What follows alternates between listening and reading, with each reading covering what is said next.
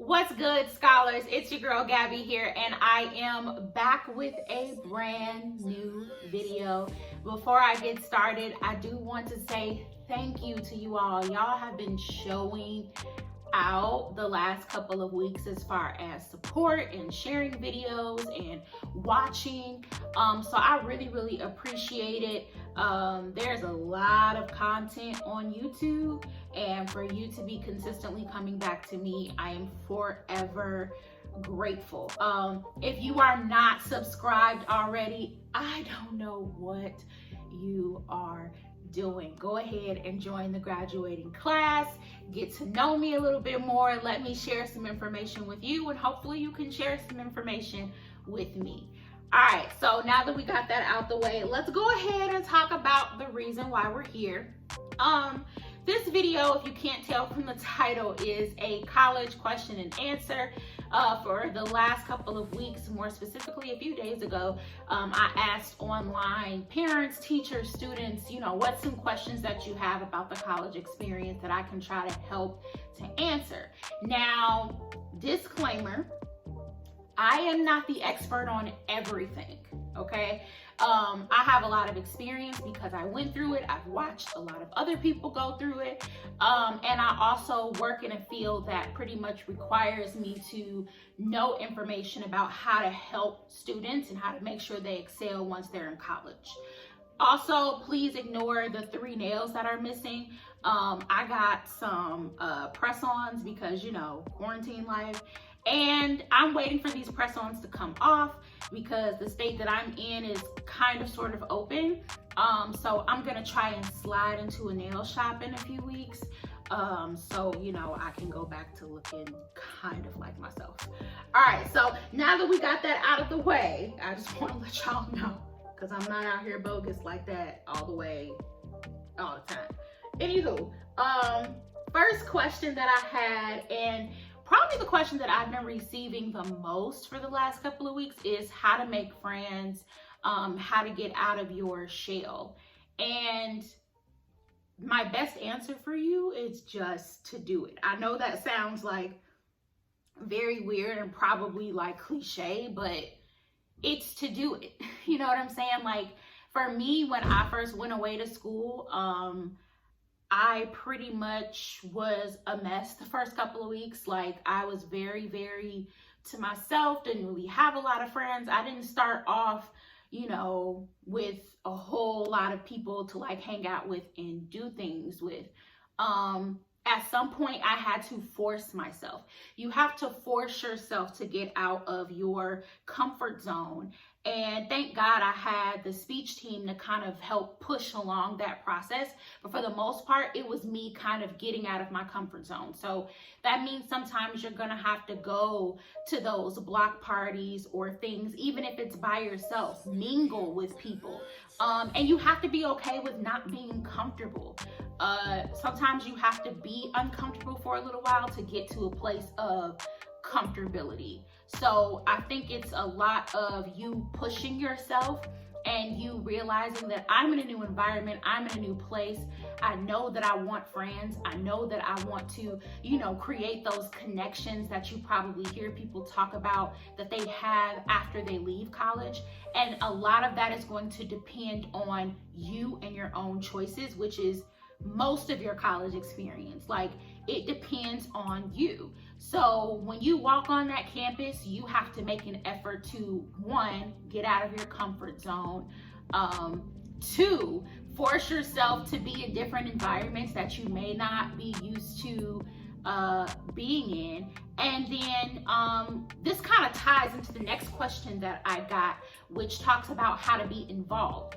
Being involved while you're on a college campus a lot of times leads to you having friends. Like I said before, being on the speech team really gave me the opportunity to kind of build those relationships, and then as a result, other relationships stemmed from that. So try to find organizations on your campus before you get on campus, y'all, okay? I always advocate for prepping early for things. You shouldn't walk into a situation not knowing what's going on. You should walk into a situation with information already. So it's something as simple as getting on your school's website, looking at their organizations that they have, figuring out what you would want to be involved in, and then also trying to get into clubs and organizations that fit with your major. A lot of times we go to school and we're trying to find friends and, you know, create that experience, which you should have, but at the end of the day, you're trying to get your degree. Like, straight up, your degree is your number one priority. So you want to make sure that the organizations and things that you're involved in actually help that process. So for me, I majored in journalism, so there was an organization called the National Association for Black Journalists. That's something that I should have been in. There are other organizations. I mean, some schools have almost 200 organizations that you can join. There's something out there that fits with your major or fits with your interest. So as far as getting involved, every time my body is just like, as far as getting involved, when you first get on campus, there will likely be some sort of organization, fair, or, you know, I don't want to say parade. There's another word for it, but pretty much during your first week of school, what a lot of colleges and universities try to do is they try to set everything before you to let you see what's available. It's important for you to go to those types of things if you know that you want to be involved, because that way you can get to know the people who are in these organizations. You can sign up. They'll likely call you or email you with more information about joining that organization. So like I said, the first two questions kind of tie into each other, but as far as how to get friends, how to get out of my shell, and how to join organizations, it's really up to you of what you want to do. You've got to force yourself out of your comfort zone, and you have to do the preparation before you get on campus to get what you want, pretty much. All right, next question. How to make your financial aid last? I'm gonna try to answer this question the best way that I can, because I'm not really sure like the full context of it, but I have to say, going into it, and one of my other videos talk about it, and I'll link that above, but making your financial aid last has a lot to do with your FAFSA, which is the free application for federal student aid, which most of you have probably filled out if you're going to an institution. And it starts with you knowing from your freshman year, one, how much you owe, and two, whatever scholarships and things that you have, knowing if they're renewable or not. Renewable is a very important word. You could have 1 million scholarships your freshman year and pretty much everything be paid for, and then your sophomore year not know that those same scholarships that you had are not renewable, meaning you cannot carry them over to your sophomore, junior, and senior year, which means you're going to be out a certain amount of money because those scholarships have pretty much they don't work for you as a sophomore in college. So knowing what your financial situation looks like going into college and understanding the difference between the types of scholarships that you have. Do you have renewable scholarships, or do you have one-time scholarships? And then once you get into the school, there's a lot of money that you probably will not know about until the end of your freshman year going into sophomore year. So being up on what those scholarships are, what the requirements are, and how do you apply for them, because a lot of those scholarships are renewable and things that will carry over from year to year. So I think that is probably the best way for me to answer how do you make your financial aid last. I think a lot of it comes from you knowing what the heck is going on with your financial situation. And I'm gonna keep it funky, a lot of freshmen in college do not, and that's where a lot of us fall prey.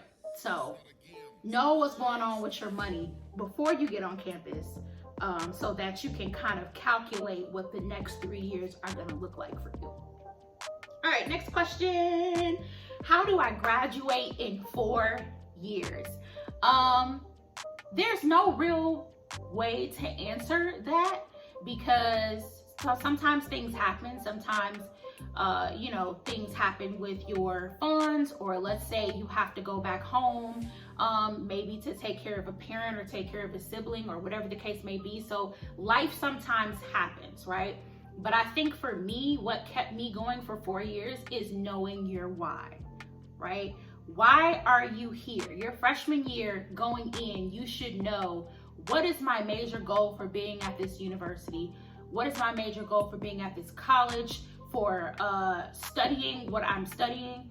Why am I here, right? Because if you know your why, that's what's gonna keep you the entire college career when things are bad, when you get a D on that test, when you don't like your professor, when your roommate is getting on your nerves, when you have $3 to your name. Like, knowing your why is what's going to help you, and that's gonna motivate you to finish. Also, finishing in 4 years is, again, like I said in the beginning of the video, it's about you. It's about making a choice. Like, do you have a goal to finish in 4 years? Okay, well, what do we do to make sure that we finish in 4 years and actually go after that, right? Yeah, I think that's the best way that I can answer that question. Let me see what else is here. Should you defer a year or take a gap year? Graduating from college, I would say yes, but graduating from high school, I would say no. When you graduate from high school, I feel like you should go directly into school, because it's very easy for you to get complacent or get used to not being in school, and then you just don't go back. I've seen it happen to so many people so many times. Life starts to happen, you need to get a job, or let's say you end up getting a good job during your gap year and you're like, this money looks great, like I can't work and go to school, I'm just gonna keep working and forget about school. And then you look up and it's 5-10 years later. So I would not advise personally a gap year. I just feel like it's a very easy way to get off track and forget about what it is that you're doing. But everybody's situation is different. If you have a situation where, something's happening with your family, or, you just don't have the funds right now and your goal is to save for a year to be able to do what you want to do, then that's cool. But if you're going to do that, I encourage you to stay focused and remember what this year actually means, and not get stuck in whatever it is you're doing during that year. That's just me though. Next question. Should I go to junior college during COVID? I would suggest yes. It's a great way to save money. People can front on junior college all they want, but if I could go back, I probably would have went to junior college my first 2 years. It's a lot cheaper route, and you save a crap ton of money during that first, and then going to a regular university or college. I would also say you should do it because a lot of campuses are not, or some campuses, let me not say a lot, but some campuses are not opening back up during the fall due to the COVID-19 situation. So if that's the case, I don't know why the heck you would pay $20-something thousand for online classes. That ain't it. I would take my behind to a community college where I can actually sit in the classroom, possibly be with the professor.